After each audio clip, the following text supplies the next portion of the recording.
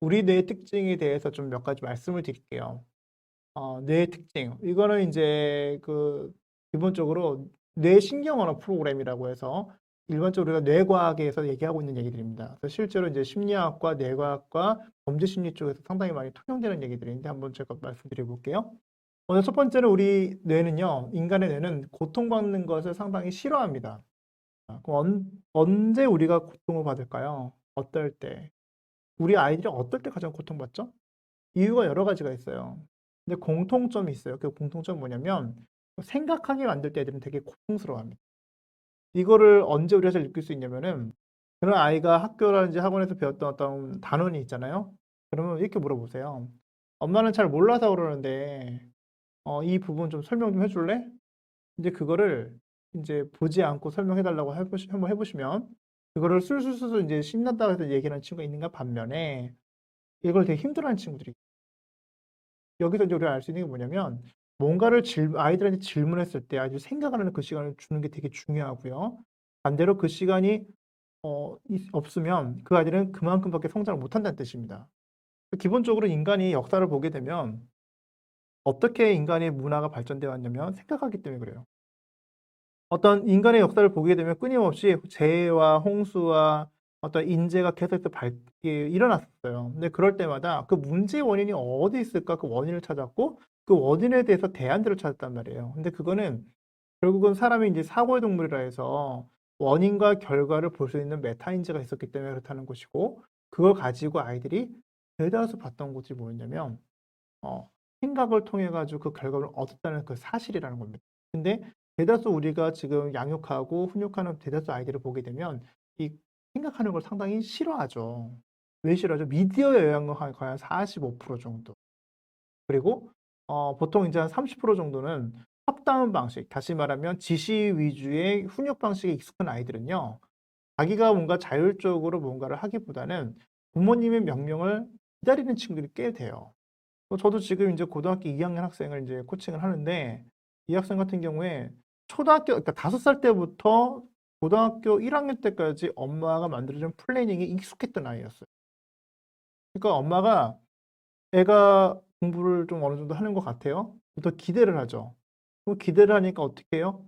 그래서 인제 학원을 이제 보내죠. 학원 보내도 결과도 좋아요.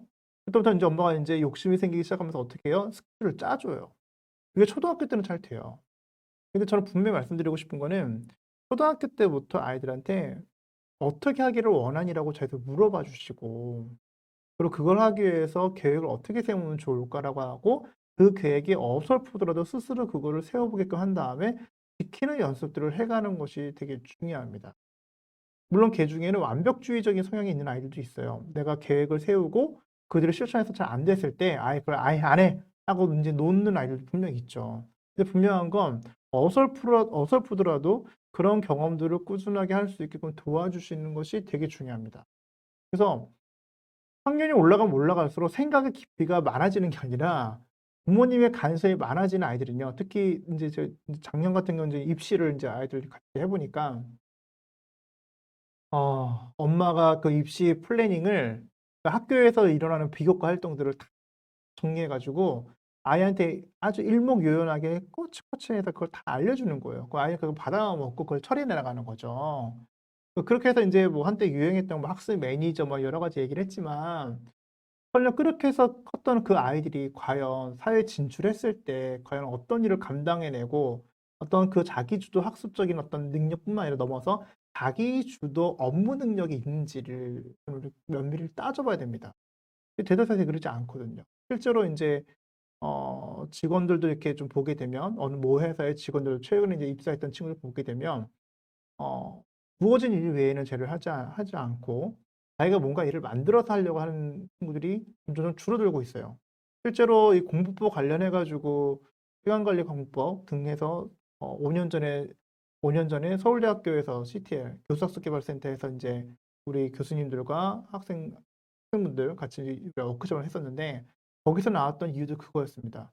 아이들이 신입생이 들어오면 들어올수록 학습 능력이 저하되고 그리고 주도적으로 뭔가 하는 그 주도성이 너무 떨어진다는 거예요. 왜 그런가? 문화에 너무 익숙했다는 거죠. 엄마가 매니저가 돼서 뭔가를 해 줬다는 것들. 근데 인제 앞으로 시대가 계속 그렇게 가게 되면요. 그러니까 대한민국에서 인적 자원이라고 있는 그 인간이 갖고 있는 그 좋은 사고 능력 그리고 좋은 머리들 이런 것이 계속 사장되어 가고 있다는 걸 기억하시면 좋을 것 같아요. 그래서 기본적으로 우리가 아이들에게 계속 해야 될 건 뭐냐면 아이들이 생각하는 고통을 갖게끔 해 주는 게 되게 중요합니다. 그래서 혹자는 그런 얘기를 해요. 인생에서 인생 왜 그런 얘기 하잖아요. 인생에서 가장 큰 시련, 가장 큰 고통이라면요.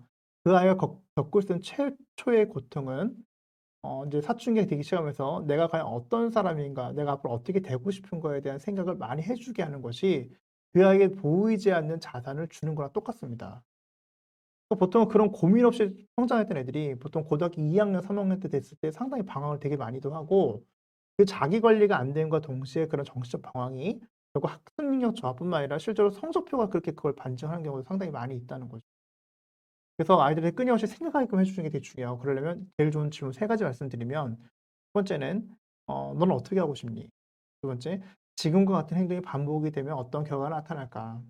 두 번째는 어 "그걸 하는 데 있어 가장 큰 장애물은 뭐가 있을까?" 그래서 보통 이게 초등학교 때까지만 하더라도 "이걸 잘 몰라. 엄마가 얘기해 줘. 아빠가 얘기해 줘." 이렇게 얘기하는 경우가 되게 많아요. 근데 이게 어느 정도 익숙한 아이들은요. 스스로 생각을 하고 그 생각 가운데 스스로 질문하잖아요. 스스로 답을 내리는 거예요. 그래서 "생각이란 과연 뭐냐?" 했을 때 생각이라는 거는 스스로 질문하고 스스로 답하는 과정이에요. 이걸 잘 기억하셔야 되는 게 아이들이 학습 지도를 할 때 마찬가지죠. "엄마 나 이 문제 잘 안 풀리고 뭐야?" 라고 질문을 일단 가정을 해 볼게요. 여기서 대다수 엄마들이 뭐냐면 딱 붙잡고 질문하면 바로 답을 해준 엄마가 있죠. 세상에서 가장 나쁜 엄마입니다. 왜요?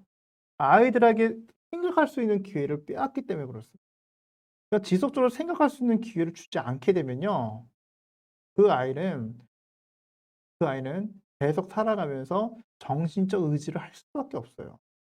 그러니까 우리가 보통 한국 교육 얘기했을 때 지금 인제 코로나 터지기도 했지만 코로나 터지기 전까지 우리나라 이민자 해외로 이민 가려는 사람들이 되게 과거에 비해서 급격히 늘어나고 있어요. 근데 그게 경제적인 문제도 있지만 대부분 자식들의 교육 문제로 간다는 얘기가 많이 있거든요.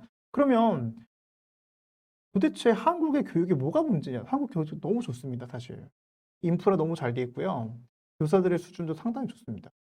근데 그럼에도 불구하고 '왜 이민을 가려고 하느냐?' 했을 때 딱 한 가지예요 사실은. 동양의 보통 교육은요. 탑다운 방식의 그냥 받아들이는 교육이 상당히 많아요. 선생님이 A라고 이렇게 얘기하면은 A라고 받아 써서 답을 내야지만 그게 최고의 정답으로 인정하는 거죠. 하지만 프랑스나 뭐 요즘 인제 미국의 교육 같은 경우에는 그러지가 않죠. 끊임없이 생각하죠. 그래서 고등학교만 졸업해도 자신의 생각이나 자신의 의견을 피력할 수 있는 능력을 보게 돼 있어요. 그게 결국 인제 에세이라든지 이제 논술 시험을 이제 보죠, 프랑스 같은 경우에.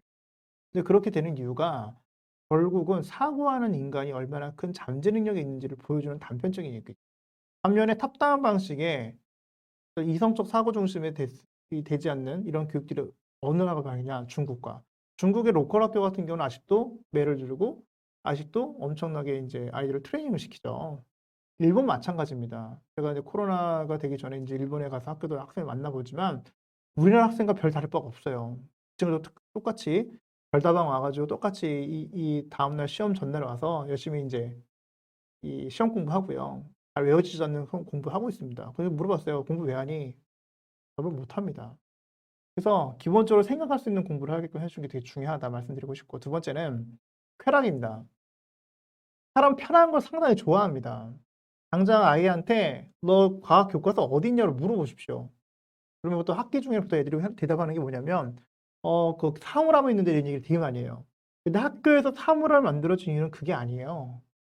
학교에서 사물함을 만들어 준 이유는요. 정말 덜 중요한 건 놔두고 다니고 중요한 것은 갖고 다니라고 사실 사물을 만들어 준 거거든요. 근데 대다수 아이들이 사물 다 집어넣죠. 그러니까 자기 교과서, 자기 문제집 어딘지도 몰라요. 그러니까 인제 답답한 거죠. 그 책가방 열어보는데 빵봉지 들어 있고 인제 막 감자칩 이런 부스러기 다 들어 있고 책은 없어요. 그리고 어디 갔다 오라면 인제 어떻게 복장은 슬리퍼를 끌고 다니죠. 그 한겨울에도. 근데 이런 아이들 우리가 지금 맞대고 좀 살아가고 있는데 중요한 건 뭐냐.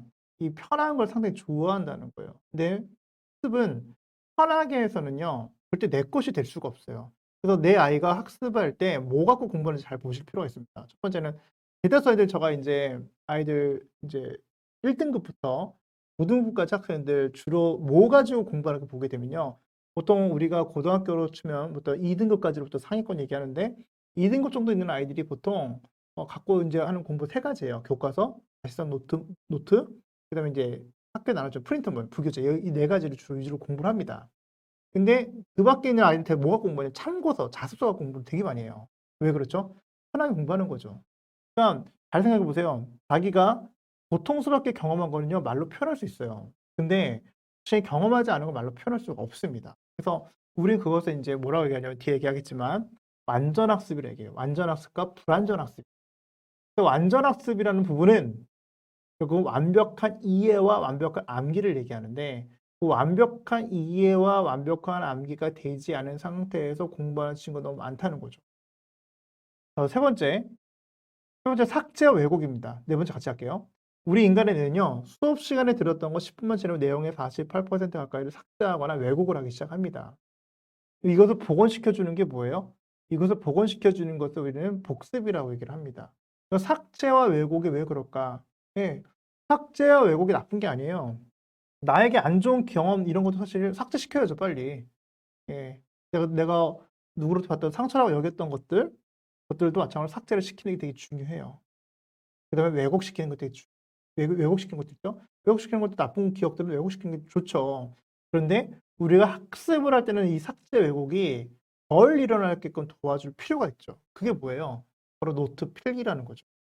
5 번째는 인제 일반화입니다. 보통 인제 아이들 인제 우리 학생들도 좀 잘 들어보면 이런 경우 혹시 있나요? 엄마가 얘기해요. "너 수학이 어떻게 50 점이냐. 그 과외도 하고 학원도 보내고요. 인강도 듣는데 어떻게 50 점이야." "엄마 우리 반 애들 수학 시험 이번에 다 못 봤어." 그거 뭐예요? 일반화의 오류입니다. 알고 봤더니 같은 반 친구는 더 잘 봤어요. 이게 왜 그러냐? 일반화의 오류거든요. 그러니까 기본적으로 우리가 인간의 뇌 특징을 경험할 수 있는 것들이 상당히 좀 많이 있는데 이 5 가지를 잘 기억해 보시면은 내가 우리 아이를 또 어떻게 지도해야 될지 또 우리 학생들은 내가 어떻게 공부를 해야 될지를 좀 감을 좀 잡을 수 있는 방향성을 좀 잡고 가는 겁니다.